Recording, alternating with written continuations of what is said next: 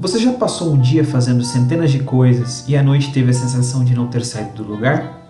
Já se pegou adiando uma tarefa toda vez, com a sensação de que sua vida é uma bagunça? Se respondeu sim a alguma dessas perguntas, você tem problemas de produtividade.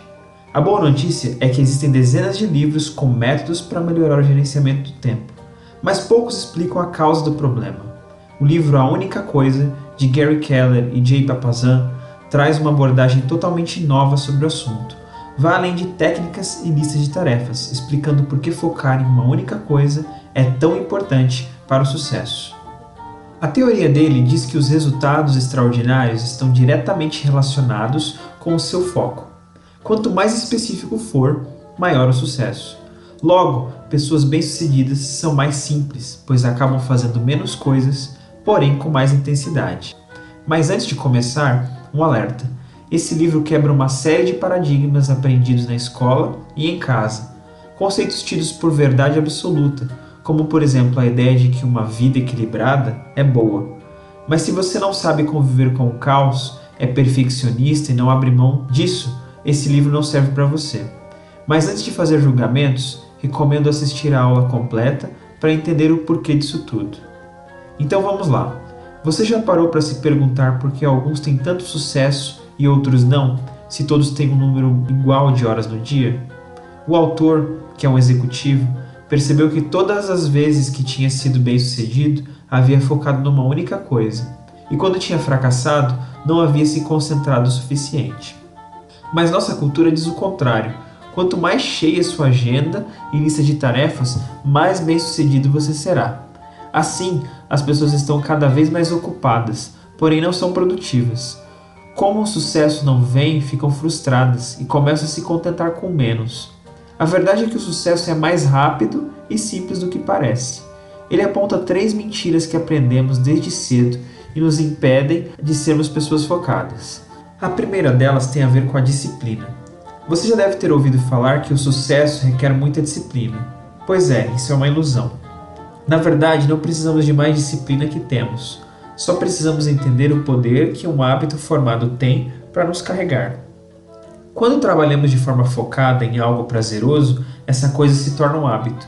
E o que antes exigia disciplina para ser feito, agora sai naturalmente. Trabalhamos em cima de uma tarefa e depois a tarefa começa a trabalhar por nós. Tendo disciplina, nós carregamos nossas tarefas, mas tendo um hábito, são as tarefas que nos carregam. Uma lista de afazeres pequena exige menos disciplina do que uma grande. O sucesso se trata apenas de fazer a coisa certa, não de fazer tudo certo. O truque é escolher o hábito certo e reunir disciplina suficiente para estabelecê-lo. Depois disso, as coisas começam a fluir naturalmente. Em segundo lugar, outra mentira diz que a força de vontade sempre está à nossa disposição. Para provar o contrário, um grupo de pesquisadores da Universidade de Stanford separou 165 estudantes de graduação em 2 grupos. O primeiro grupo precisava memorizar um número de 2 dígitos. O segundo grupo precisava memorizar um número de 7 dígitos. Na saída, podiam escolher entre 2 lanches, um bolo de chocolate ou uma salada de frutas. Entre os alunos que memorizaram 7 dígitos, a porcentagem de escolha pelo bolo de chocolate foi o dobro em relação ao primeiro grupo. Sabe o que isso significa? Os que precisaram se esforçar mais para memorizar perderam parte da força de vontade durante o experimento. Ela funciona como um músculo ou uma bateria de celular.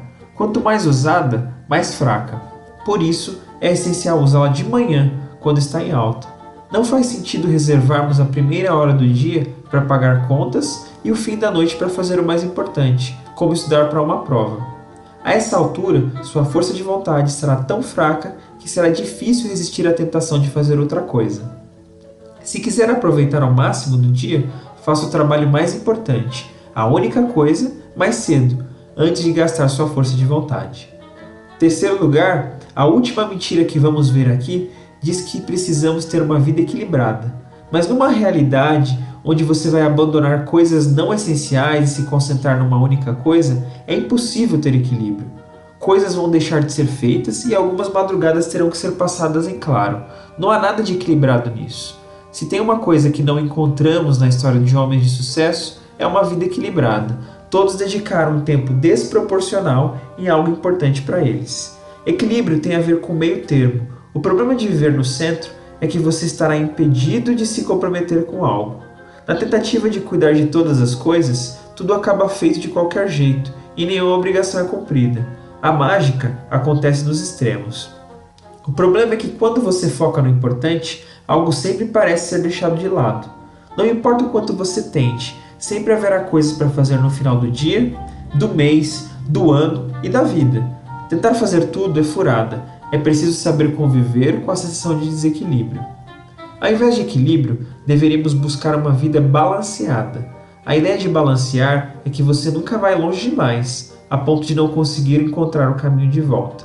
É a diferença entre um castelo de cartas e uma cadeira de balanço. A cadeira possui diversos pontos de equilíbrio e uma maior margem de manobra.